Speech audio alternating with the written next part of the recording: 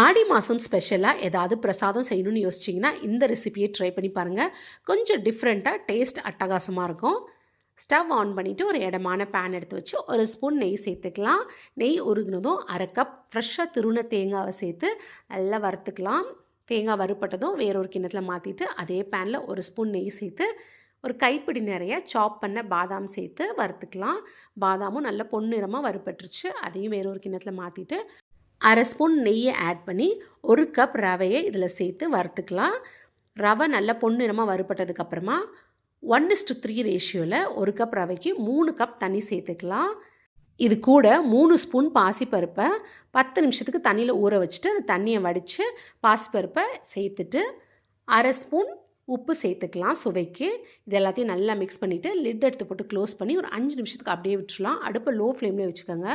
5 minutes கழித்து பார்த்தா இந்த ரவை சூப்பராக வெந்துட்டுருக்கும். பாசிப்பருப்பும் நல்லா வெந்துட்டுருக்கும்.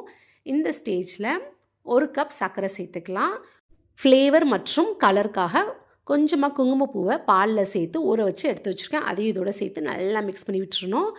கரெக்டான பக்குவத்துக்கு வந்துருச்சு. இப்போ இதில் வறுத்து வச்சுருக்க தேங்காய், பாதாம், கொஞ்சமாக ஏலக்காய் தூள் இதெல்லாம் சேர்த்து நல்லா கிளறி விட்டுட்டு ஃபைனலி இதில் ஒரு ஸ்பூன் நெய் சேர்த்துக்கலாம். இது ஆப்ஷனல் தான். இந்த மாதிரி சேர்த்தோன்னா இந்த ஸ்வீட் நல்லா தளன்னு ரொம்ப சூப்பராக நல்லாயிருக்கும். எவ்வளோ நேரம் ஆனாலும் கெட்டிப்படாமல் இருக்கும். பார்க்குறதுக்கு கேசரி மாதிரி இருந்தாலும் இதில் தேங்காய், பாசிப்பருப்புலாம் சேர்த்துருக்கனால கூடுதல் சுவையாக ரொம்பவே சூப்பராக நல்லாயிருக்கும். ட்ரை பண்ணி பார்த்துட்டு எப்படி வந்துச்சுன்னு எனக்கு கமெண்ட் செக்ஷனில் சொல்லுங்கள். தேங்க்ஸ் ஃபார் வாட்சிங்.